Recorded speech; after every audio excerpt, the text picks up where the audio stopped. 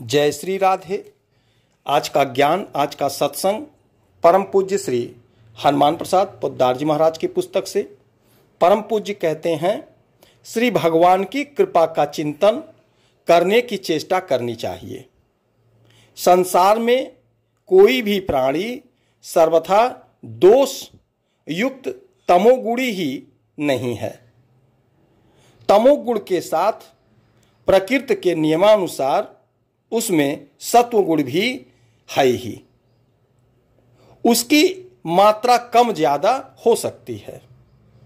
हमें चाहिए कि हम अपने संपर्क में आने वाले प्राणी को ऐसा भाव विचार व्यवहार दें जिससे उसका तमोगुण घटकर उसमें सत्वगुण बढ़े। यही वास्तविक सेवा है। अतएव हमारे संपर्क में जो है उनमें भी जो सद्गुण है, चाहे वे थोड़े हो, उनका हमें आदर करना चाहिए तथा स्नेह एवं हृदय के रस के द्वारा, हृदय के अमृत के द्वारा उनके दोष विष का नाश करना चाहिए। तिरस्कार, असहयोग, बहिष्कार आदि के द्वारा नहीं, क्रोध, हिंसा, द्रोह आदि से दोष बढ़ते हैं, घटते नहीं।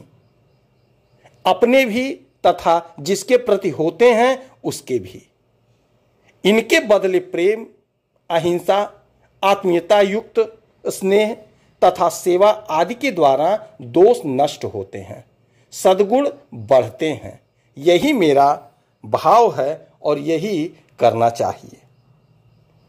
मैं यो तो सारे जगत से ही सदा निराश हूं, पर व्यवहार में मैं यह कभी नहीं मानता कि जो आज पतित है वह सदा पतित ही रहेगा, कभी सुधरेगा ही नहीं।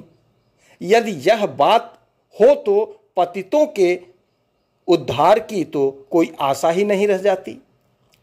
ऐसी बात नहीं है। महान से महान पतित में भी वही निर्दोष आत्मा है जो एक बहुत बड़े पवित्र जीवन महापुरुष में है। दोष आत्मा में नहीं आता, दोष आत्मा में नहीं आता, प्रकृति के मन, बुद्धि, शरीर में आता है और वह निकल भी सकता है, वह निकल भी सकता है।